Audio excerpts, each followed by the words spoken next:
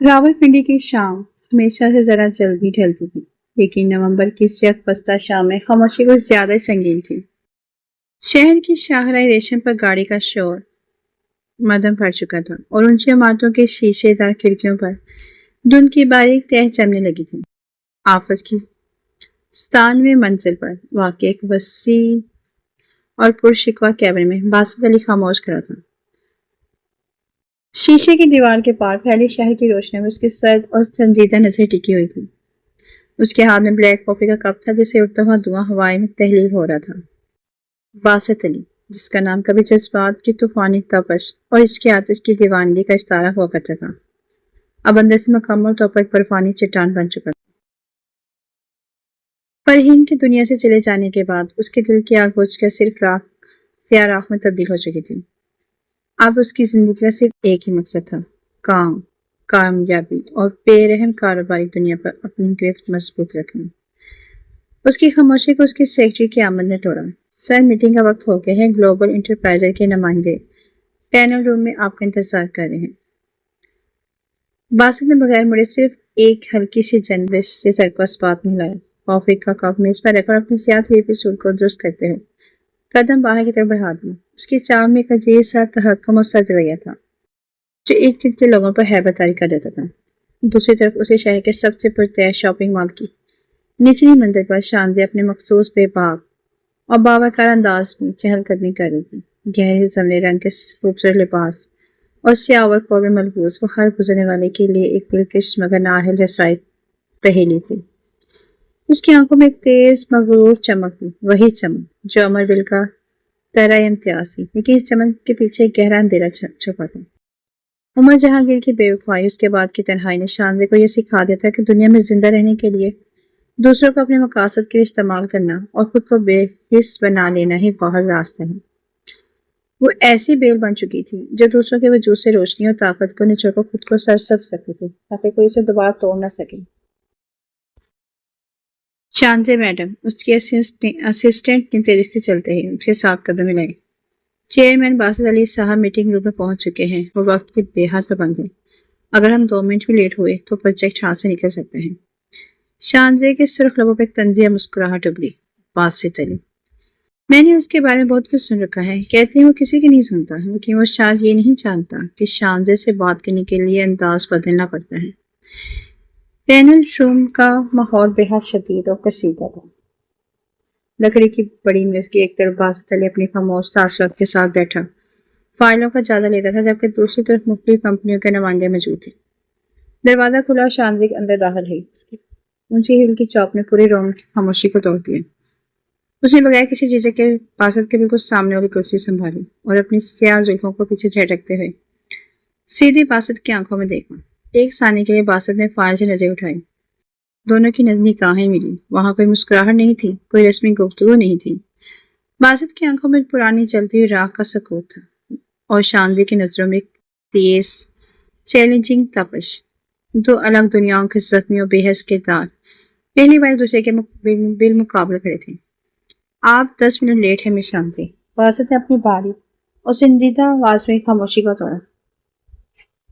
میری دنیا میں وقت ضائع کرنے والوں کے لیے کوئی جگہ نہیں ہوتی۔ شاندے نے اپنے ہاتھ کی انگلی میں پہنی ہوئی انگوٹھی کو گھماتے ہوئے ایک دلکش مگر سرد مسکراہٹ کے ساتھ جواب دیا۔ اور میری دنیا میں مسٹر باسط، جو پروجیکٹ میں حاصل کرنا چاہوں اس کے لیے لوگ گھنٹوں انتظار کرنا اپنی خوش قسمتی سمجھتے ہیں۔ میٹنگ روم میں موجود تمام ڈائریکٹرز نے سانس روک لی۔ کوئی بھی باسط علی سے اس لہجے میں بات کرنے کی جرات نہیں کرتا تھا، لیکن باسط نے اپنا آپ نہیں کھویا۔ اس کی آنکھوں میں ایک باریک سی لکیر ابھری، جیسے اس نے شاندے کی ظاہری غرور کے پیچھے چھپی گہری تنہائی کو ناپ لیا تھا۔ دلچسپ، باسط نے فائل بند کی اور سائے پر رکھ دی۔ تو دیکھتے ہیں کہ آپ کا یہ غرور اس پروجیکٹ کے بار کو کتنا سنبھال سکتا ہے۔ میٹنگ ختم ہونے کے بعد باقی تمام لوگ جا چکے تھے، لیکن شاندے اپنی فائلیں سمیٹتے ہوئے وہیں رکی رہی۔ باسط اپنی کرسی سے اٹھا، بالکنی کے شیشے کے قریب جا کھڑا ہوا۔ شاندے نے اپنا بیگ اٹھایا اور اس کی طرف بڑھتے ہوئے بولی، آپ کی آنکھوں کی یہ سردی بتاتی ہے باسط صاحب کہ آپ کسی بہت بڑی آگ سے گزر کر آئے ہیں، اتنی بڑی آگ جو انسان کے اندر کا سب کچھ جلا کر راکھ کر دیتی ہے۔ باسط نے میرے کو شاندے کو دیکھا۔ اس کے چہرے پر غصہ نہیں تھا، صرف ایک گہرا ٹھہراؤ تھا اور آپ کو یہ ضرور بتاتا ہے شاندے، باسط نے بہت آرام سے مگر ایک ایک لفظ پر زور دیتے ہوئے کہا کہ آپ کسی ایسی بیل کی طرح ہیں جو ہر سہارے کو نچوڑ کر خود کو زندہ رکھتی ہے تاکہ نیچے گرنے کا ڈر ختم ہو جائے، لیکن یاد رکھیے ہر درخت ایک جیسا نہیں ہوتا۔ شاندے قدم ایک لمحے کے لیے جم گیا، اس کا چہرہ زرد پڑ گیا، لیکن اس نے فوراً ہی اپنے تاثرات پر قابو پا لیا۔ عمر کے بعد باسط پہلا انسان تھا جس نے چند ہی منٹوں میں اس کے گرد بنی حفاظتی دیوار کو چیخ کر اندر کا سچ دیکھ لیا تھا۔ ہمیں ایک ساتھ کام کرنا ہے مسٹر باسط، شاندے نے اپنے لہجے کو سخت بناتے ہوئے کہا۔ جذبات اور نفسیات کو اس بزنس سے دور ہی رکھے تو اچھا ہوگا۔ جذبات؟ باسط کی لبوں پہ ایک طرف مسکراہٹ آئی۔ جذبات تو بہت پہلے راکھ ہو چکے ہیں مس شاندے، اب تو صرف کھیل باقی ہے، اور دیکھنا یہ ہے کہ اس کھیل میں کون کس کا سہارا بنتا ہے اور کون کس کو نچوڑتا ہے۔ شاندے بغیر کچھ کہے اپنے قدموں کی چاپ گھجاتی ہوئی باہر نکل گئی، لیکن اس کا دل پہلی بار اتنی شدت سے دھڑک رہا تھا کہ وہ جانتی تھی کہ باسط علی کو کوئی عام انسان نہیں ہے، وہ ایک ایسا آتشدان ہے جس کی راہ کے نیچے اب بھی ایک خوفناک آگ دبی ہوئی تھی۔ اگلے چند دن باسط اور شاندے کے لیے کٹن امتحان کی طرح گزرے۔ نیا جوائنٹ وینچر پروجیکٹ شروع ہو چکا تھا اور دونوں کو روزانہ گھنٹوں ایک ساتھ وقت گزارنا پڑتا تھا۔ دفتر کی بند فضا میں جہاں فائلوں کا انبار تھا، وہاں دو مضبوط انا پرست شخصیات کے درمیان ایک اندیکھی جنگ بھی جاری تھی۔ شاندے نے ہمیشہ مردوں کی دنیا میں اپنی جگہ بنانے کے لیے اپنی حسن، ذہانت اور مغرور رویے کو ہتھیار کے طور پر استعمال کیا تھا، لیکن باسط علی کے سامنے اس کا ہر ہتھیار بے اثر ثابت ہو رہا تھا۔ باسط نہ تو اس کے حسن سے متاثر ہوتا تھا اور نہ ہی اس کے تیکھے تیوروں سے نمٹنے میں کوئی جذباتی معذرت پیش کرتا تھا۔ وہ صرف کام، نظم و ضبط اور نتائج دیکھنا چاہتا تھا۔ ایک روز آفس کی لیٹ نائٹ ورکنگ سیشن کے دوران بارش شروع ہو گئی۔ کھڑکی کے شیشے پر پانی کی بوندیں تیزی سے ٹکرا رہی تھی۔ شاندے اپنی ڈیسک پر بیٹھی ڈیزائن آؤٹ کا معائنہ کر رہی تھی کہ اچانک اس کی آنکھوں کے سامنے ماضی کی ایک تلخ یاد لہر آئی۔ عمر جہانگیر کا وہ آخری دن جب اس نے شاندے کو ایک بیکار شے کی طرح ٹھکرا دیا تھا اور وہ بارش میں اکیلی کھڑی ہوتی رہی تھی۔ شاندے کے ہاتھوں سے قلم چھوٹ کر نیچے گر گئی۔ اس کا سانس پھولنے لگا اور چہرے کا رنگ پیلا پڑ گیا۔ باسط جو کونے والی میز پر بیٹھا لیپ ٹاپ پر کام کر رہا تھا نے قلم کے گرنے سے کی آواز پر سر اٹھایا۔ اس نے شاندے کی حالت دیکھی تو فوراً اپنی جگہ سے اٹھا۔ اس نے بغیر کوئی سوال کیے میز سے پانی کا گلاس اٹھایا اور شاندے کی طرف بڑھایا۔ پانی پیو۔ باسط کا لہجہ خلاف معمول نرم تھا۔ شاندے نے لرزتے ہاتھوں سے گلاس تھاما اور چند گھونٹ پیے۔ اس نے باسط کی طرف دیکھے بغیر اپنی نظریں جھکا لی۔ میں ٹھیک ہوں، بس تھکاوٹ ہے۔ باسط نے اس کے سامنے والی کرسی کھینچی اور بیٹھ گیا۔ اس نے کچھ دیر خاموشی سے شاندے کو دیکھا، پھر دھیمے سے بولا۔ ماضی کی پرچھائیاں تب بھی ڈراتی ہے شاندے جب ان پر بھاگنے کی کوشش کرتے ہیں۔ جس انسان نے تمہیں توڑا تھا وہ اب تمہاری زندگی میں نہیں ہے، لیکن تم اب بھی اس کے دیے ہوئے زخم خوف کے ساتھ جی رہی ہو۔ شاندے نے سسکتے ہوئے سر اٹھایا۔ اس کی آنکھوں میں نمی تیر رہی تھی۔ وہ مغرور ڈرامہ جو روز دنیا کے سامنے رچاتی تھی اس وقت بالکل ختم ہو چکا تھا۔ تم کیا جانتے ہو باسط؟ شاندے کی آواز رند گئی۔ تم نے صرف اپنا کو کھویا ہے، لیکن میں نے اپنے آپ کو کھویا ہے۔ جب کوئی آپ کا استعمال کر کے آپ کو سر پر پھینک دے تو اندر کا انسان مر جاتا ہے۔ میں امر بیل اس لیے بنی تاکہ دوبارہ کوئی مجھے جڑ سے اکھاڑ نہ سکے۔ باسط نے گہرا سانس لی۔ اس کی اپنی آنکھوں میں فرحین کی موت کا پرانا درد جاگ اٹھا تھا، لیکن اس بار اس درد میں ایک عجیب سی ہمدردی کا عنصر شامل تھا۔ میں جانتا ہوں، باسط نے کہا، آگ میں چلنا اندر سے مر جانا کیا ہوتا ہے۔ میں اسے بہت اچھی طرح سمجھتا ہوں۔ فرحین کے جانے کے بعد میں نے بھی یہی سوچا تھا کہ اب کبھی کسی جذبے کو اپنے اندر جگہ نہیں دوں گا، لیکن شان سے خود کو پتھر بنا لینا زندگی نہیں۔ ہم دونوں ماضی کے قیدی بن کر نہیں جی سکتے۔ شاندے نے باسط کی آنکھوں میں دیکھا۔ وہاں کوئی نفرت، کوئی دھوکہ یا چالاکی نہیں تھی، صرف ایک سچی اور کھڑی ہمدردی تھی جو شاندے کو برسوں سے کسی مرد کی آنکھوں میں نظر نہیں آئی تھی۔ اگلے ہی ہفتے شہر کے سب سے شاندار ہوٹل میں اس پروجیکٹ کی افتتاح کی خوشی میں ایک گرینڈ پارٹی رکھی گئی تھی۔ میڈیا کے نمائندے، شہر کے نامور بزنس ٹائکونرز اور بیوروکریٹس وہاں موجود تھے۔ شاندے سیاہ اور سنہرے رنگ کے خوبصورت ساڑی والی لباس میں ملبوس تھی۔ اس کی خوبصورتی ہال میں موجود ہر شخص کی توجہ کا مرکز تھی۔ باسط اپنے روایتی باوقار انداز میں اس کے ساتھ کھڑا تھا اور دونوں کو ایک ساتھ دیکھ کر لوگ رش کر رہے تھے، لیکن یہ سکون زیادہ قائم نہیں رہ سکا۔ وہاں ہال کا ایک دروازہ کھلا اور وہاں اختر ملک داخل ہوا۔ اختر ملک عمر جہانگیر کا پرانا کاروباری پارٹنر اور شاندے کا دیرینہ دشمن، جسے شاندے کے خاندانی اثاثوں کو ہڑپنے کی کئی بار کوشش کی تھی۔ اختر ملک شاندے کو باسط کے ساتھ کھڑے دیکھا تو اس کے چہرے پہ ایک زہریلی مسکراہٹ ابھری۔ وہ سیدھا ان کی طرف بڑھا۔ اوہ، تو ہماری امر بہن نے اب ایک نیا شکار ڈھونڈ ہی لیا، اختر نے اتنی بلند آواز میں کہا کہ آس پاس کھڑے چند لوگوں کی توجہ ان کی طرف کھڑی ہو گئی۔ باسط علی صاحب ذرا سنبھال کر، اس عورت کی عادت ہے، وہ جس درخت سے لپٹتی ہے اسے اندر سے کھوکھلا کر کے چھوڑتی ہے۔ عمر جہانگیر کا انجام تو آپ کو یاد ہی ہوگا۔ حال میں اچانک خاموشی چھا گئی۔ شاندے کا لمحہ چند لمحوں میں سرخ سے زرد ہو گیا۔ اس کی مٹھیاں بیچ گئی، پرانا خوف دوبارہ اس پر طاری ہونے لگا۔ وہ ماضی کے اس تانے کے سامنے بالکل بے بس نظر آ رہی تھی۔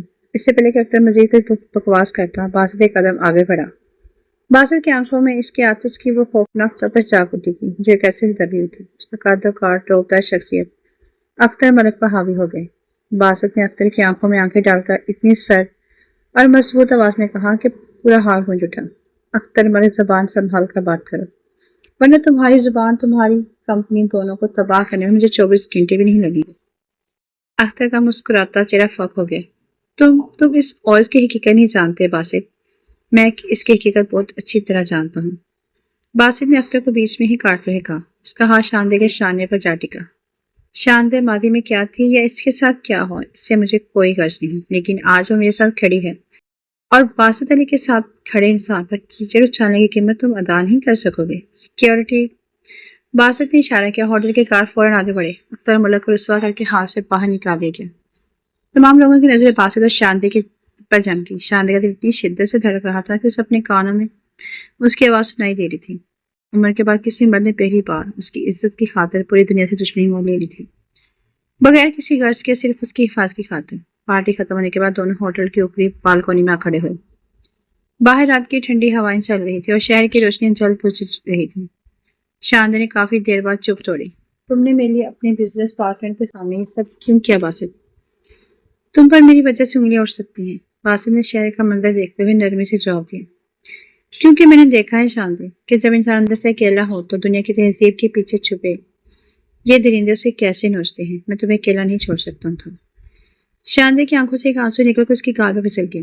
اس نے اپنا رخ موڑا، باسط کے قریب آ کر بولی، تم بہت عجیب ہو باسط، تم اس آگ کی طرح ہو جو جلاتی نہیں بلکہ اندھیروں میں روشنی دیتی ہے۔ باسط نے مسکرا کر شاندے کے لرزتے ہاتھوں کو اپنے گرم ہاتھوں میں لے لیا۔ اور تم کوئی نقصان دہ بیل نہیں ہو شاندے، باسط نے اس کی آنکھوں میں جھانکتے ہوئے کہا، تم بس ایک ایسا پودا ہو جسے کبھی سچی محبت کا پانی نہیں ملا۔ اگر تم مجھے اجازت ہو تو میں تمہاری جڑیں بننا چاہتا ہوں، ایسی جڑیں تو تمہیں ہر طوفان میں سنبھال کر رکھیں۔ شاندے نے بغیر کسی ہچکچاہٹ کے اپنا سر باسط کے مضبوط شانے پر رکھ دیا۔ راولپنڈی کی اس یک بستہ رات میں وہ دو زخمی روحوں نے ایک دوسرے کے وجود میں اپنا سکون تلاش کر لیا تھا۔ جہاں ماضی کی راہ اب پورا امید مستقبل کی شمع بن رہی تھی۔ بالکنی میں قائم ہونے والی اس خاموش معاہدے کے بعد باسط اور شاندے کے درمیان تعلق کی نوعیت مکمل طور پر بدل چکی تھی۔ آفس کے روایتی ماحول میں اب تناؤ کے بجائے ایک عجیب سی آہنگی اور ہم آہنگی نظر آنے لگی تھی۔ شاندے کی آنکھوں سے وہ تلخ چمک غائب ہو چکی تھی اور اس کی جگہ ایک وقار نے لے لی تھی، جبکہ باسط کے سر تاثرات میں بھی زندگی کی رمق لوٹ آئی تھی۔ لیکن دنیا اتنی آسانی سے دو ٹوٹے ہوئے دلوں کو سنبھلنے نہیں دیتی۔ شاندے کے چچا حسنین عالم، جو عمر جہانگیر کے روپوشی کے بعد شاندے کی خاندانی جائیداد اور شیئرز کو قانونی داؤ پیچ کے ذریعے ہڑپنے کے چکر میں تھے، باسط کی آمد سے شدید ببھر گئے۔ وہ جانتے تھے کہ اگر باسط علی شاندے کی پشت پر کھڑا رہا تو وہ شاندے کو کبھی کمزور نہیں کر سکیں گے۔ حسنین عالم شہر کے چند معروف ویلا صحافیوں بزنس حریفوں کے ساتھ مل کر ایک گندی سازش کا جال بنا۔ اگلے ہی دن مختلف نیوز پورٹلز اور اخبارات میں باسط اور شاندے کی تصویر اچھالی گئی اور شاندے کو ایک ایسی عورت کے طور پر پیش کیا گیا جو اپنے مقصد کے لیے مردوں کو استعمال کرتی ہے۔ خبروں میں یہ دعویٰ کیا گیا کہ باسط بھی اپنی کمپنی کے سرمایہ کاروں کا پیسہ شاندے کے پرانے قرضے اتارنے کے لیے دھوکے سے استعمال کر رہا ہے۔ خبر پھیلتے ہی میڈیا میں طوفان کھڑا ہو گیا۔ باسط کی کمپنی کے بورڈ آف ڈائریکٹر نے فوری طور پر ایک ہنگامی میٹنگ طلب کر لی۔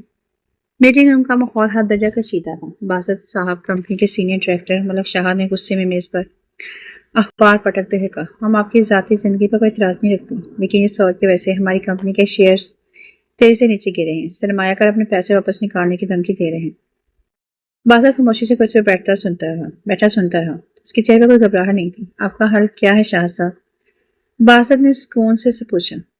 حل صاف ہے، دوسرے ڈائریکٹر نے کہا، آپ کو فوراً اس جوائنٹ وینچر پروجیکٹ سے شاندے کو الگ کرنا ہوگا، اس کے ساتھ تمام تعلقات ختم کرنے کا پریس نوٹ جاری کرنا ہوگا، ورنہ ہم بورڈ سے آپ کے خلاف عدم اعتماد کی تحریک لائیں گے۔ اسی لیے میٹنگ روم کا شیشے کے دروازہ کھینچ کر شاندی اندر داخل ہوئی۔ وہ تمام خبروں سے باخبر تھی۔ اس کا چہرہ غصے اور دکھ سے تمتما رہا تھا۔ باسی، شاندی نے ہچکچاتے ہوئے کہا، تمہیں میرے لیے اپنی سالوں کی محنت داؤ پر لگانے کی ضرورت نہیں ہے۔ میں اس پروجیکٹ سے پیچھے ہٹ جاتی ہوں۔ باسط اپنی جگہ سے اٹھا۔ اس نے شاندی کو دیکھا، پھر بورڈ کے تمام ممبران پہ ایک نقطہ اور فیصلے کو نظر ڈالی۔ شاندی اس پروجیکٹ سے پیچھے نہیں ہٹے گی۔ باسط کی آواز میں ایک ایسی گونج تھی کہ پورے روم میں سناٹا چھا گیا، اور نہ ہی اس میں کسی بزدل کی دھمکی میں آ کر سچ کا ساتھ چھوڑ دوں گا۔ تو پھر آپ استعفیٰ دینے کے تیار ہو جائیں۔ ملک شاہ نے چیخ کر کہا۔ باسط نے اپنے سوٹ کا بٹن کھولا، قلم سے ایک کاغذ پر اپنا دستخط کیا اور اسے بورڈ کے سامنے میز پر سرکا دیا۔ یہ رہا میرا استعفیٰ۔ باسط نے انتہائی باوقار انداز میں کہا، یہ کمپنی میں نے اپنے خون پسینے سے بنائی تھی، لیکن اگر اس کی قیمت مجھے ایک بے گناہ کی عزت اور سچے رشتے کو قربان کر کے چکانی پڑے تو مجھے ایسی صدارت کی کوئی ضرورت نہیں۔ شاندی کی عزت میرے لیے اس کمپنی سے کہیں زیادہ اہم ہے۔ پورا حال حواس پختہ کو باسط کو دیکھتا رہ گیا۔ باسط نے شاندی کا ہاتھ اپنے مضبوط ہاتھ میں لیا اور بغیر سے کسی خوف یا پچھتاوے کے روم سے باہر نکل گیا۔ شاندی کی آنکھوں سے آنسو جاری تھے۔ اس نے لفٹ میں داخل ہوتے ہی باسط کا بازو تھام لیا۔ تم نے یہ کیا کیا باسط؟ تم نے اپنے سب کچھ گنوا دیا۔ باسط نے مسکرا کر شاندی کے گال سے آنسو پوچھے۔ میں نے کچھ نہیں گنوایا شاندی، پیسہ اور عہدہ دوبارہ بنایا جا سکتا ہے، لیکن سچا ہم سب زندگی میں بار بار نہیں ملتا۔ اگر ہم سچے ہیں تو طوفان ہمارا کچھ نہیں بگاڑ سکتے۔ آفس چھوڑنے کے بعد دونوں نے ہار نہیں مانی۔ باسط کے پاس جو ذاتی بچت تھی، اس نے اس سے چھوٹے سے 2 کمروں کے دفتر سے اپنی نئی فرم کی شروعات کی۔ آفس اینڈ ایسوسی ایٹس شروع کے چند ہفتے بے حد مشکل تھے۔ پرانے بزنس پارٹنر ملنے سے کتراتے تھے۔ میڈیا کا دباؤ بھی موجود تھا، لیکن اس بار باسط اکیلا نہیں تھا اور نہ ہی شاندی کسی پہ پوچھ تھی۔ شاندی نے اپنی تمام بزنس سکلز کے بروئے کار لاتے ہوئے دن رات ایک کر دی۔ وہ اور باسط صبح سے دیر رات تک ایک ساتھ بیٹھ کر نئے پروڈکشنز بناتے، چھوٹے کلائنٹس سے میٹنگ کرتے اور مارکیٹ پر ریسرچ کرتے۔ شاندی کبھی صرف حکم چلانا جانتی تھی، اب ہر فائل خود تیار کرتی اور باسط کے لیے چائے کا کپ بھی خود بناتی۔ باسط کی سچی نیت اور شاندی کے انت تک محنت کا نتیجہ جلدی سامنے آنے لگا۔ ان کی ایمانداری کو دیکھ کر چند پرانے پاس اور کلائنٹس جو بڑے بورڈ ڈائریکٹرز کی سیاست سے واقف تھے، انہوں نے اپنی تمام پروجیکٹس باسط کی نئی کمپنی کے حوالے کر دی، کیونکہ وہ جانتے تھے کہ باسط علی کا نام کوالٹی کی ضمانت ہے۔ 6 مہینوں کے اندر باسط کی نئی فرم نے مارکیٹ میں وہ مقام حاصل کر لیا جس کا اس کے پرانے ڈائریکٹرز تصور بھی نہیں کر سکتے تھے۔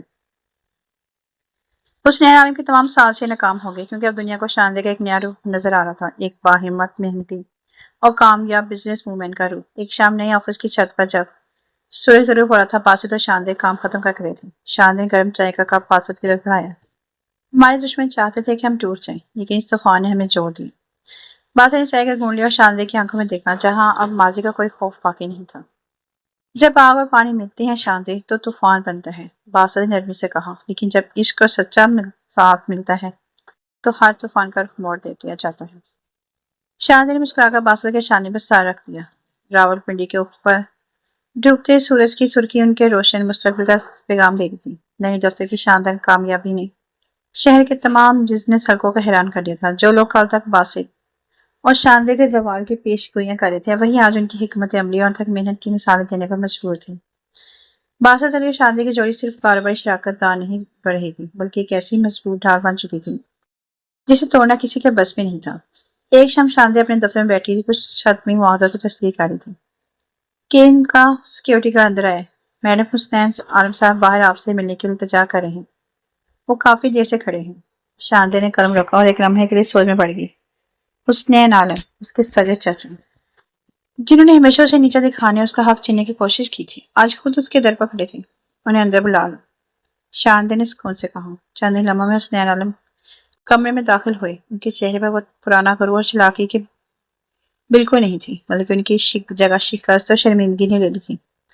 ان کی اپنی کمپنی کل فیصل و حسد کی بنا پر دیوالیہ ہونے کے قریب پہنچ چکی تھی اور بینک ان کے تمام اثاثوں میں منجمد کرنے والے تھے۔ شاندی، حسنین عالم نے نرستی آواز میں کہا، میں جانتا ہوں میں نے تمہارے ساتھ بہت زیادتی کی، لیکن اس وقت صرف تم اور باسط ہی مجھے اس تباہی سے بچا سکتے ہیں۔ مجھے معاف کر دو بیٹی۔ شاندی خاموشی سے انہیں دیکھتی رہی۔ اگر یہ ماضی کی شاندی ہوتی تو شاید وہ بدلے کی آگ میں جل کر ان کی تباہی کا جشن مناتی، لیکن باسط کی محبت نے اس کے اندر کی تلخی ختم کر دیا تھا۔ اسی وقت باسط کیبن میں داخل ہوا۔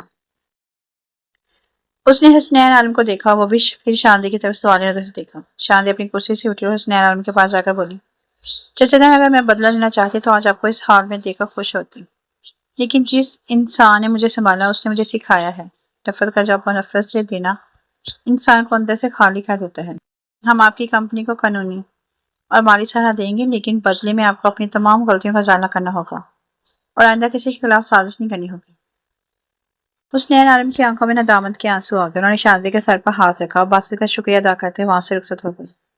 جب وہ چلے گئے تو باسط نے شاندی کے قریب آ کر اس کا ہاتھ تھام لیا۔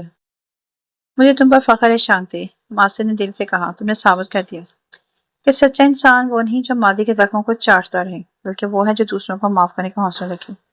شانتی نے مسکرا کر باسط کی آنکھوں میں دیکھا۔ میں نے یہ سب تم سے سیکھا ہے باسط، تم میری زندگی کی وہ روشنی ہو جس نے مجھے امر بیل کی طرح دوسروں کا خون چوسنے سے بچا کر ایک تناور درخت کی طرح چھاؤں دینا سکھایا۔ چند سال بعد اسلام آباد کی پہاڑیوں کے درمیان ایک پرشکوہ خوبصورت ریسارٹ کو دلہن کی طرح سجایا گیا۔ یہ شام صرف آرتش اینڈ ایسوسی ایٹ کی کامیابی کا جشن نہیں تھی، بلکہ باسط اور شاندی کے رشتے کی باقاعدہ تکمیل، ان کی شادی کی سالگرہ کا موقع بھی تھی۔ محفل میں شہر کی تمام بڑی شخصیات موجود تھیں۔ شاندی زمردی رنگ کی انتہائی نفیس اور شاہانہ لباس میں ملبوس تھی، جبکہ باسط اپنے روایت کے مطابق سیاہ سوٹ میں بے حد باوقار نظر آ رہا تھا۔ تقریب کے دوران باسط نے اسٹیج پر جا کر مائک سنبھالا۔ ہال میں موجود تمام لوگ خاموش ہو گئے۔ زندگی میں ایک وقت ایسا تھا، باسط نے بھاری اور جذباتی آواز میں کہنا شروع کیا، جب میں سمجھتا تھا کہ میری زندگی کا باغ فہیم کے جنگ کے ساتھ ہی ختم ہو چکا ہے۔ میرے اندر صرف ایک جلی ہوئی آگ کی راکھ تھی جس میں کوئی احساس نہیں تھا، لیکن پھر میری زندگی میں شانتی آئی۔ لوگ اسے امر بیل کہتے تھے، ایک ایسی بیل جو سہارے تلاش کرتی ہے، لیکن میں نے دیکھا وہ سہارے نہیں، سچائی اور تحفظ تلاش کر رہی تھی۔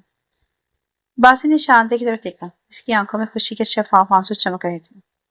شانتی نے میری راکھ سے دوبارہ ایک نیا انسان تراشا ہے۔ اس نے مجھے سکھایا کہ عشق صرف جلنے کا نام نہیں، بلکہ کسی کے لیے بجھ کر دوبارہ روشن ہونے کا نام ہے۔ آج ہماری کہانی میں نہ کوئی ماضی کا ڈر ہے اور نہ کوئی تلخی، صرف ایک ایسا ساتھ کام ہے جو ہمیشہ کام رہے گا۔ پورے حال میں تالیوں کی گونج اٹھ کھڑی ہوئی۔ شانتی اسٹیج پر آئی، اس نے باسط کے ہاتھ میں اپنا ہاتھ دے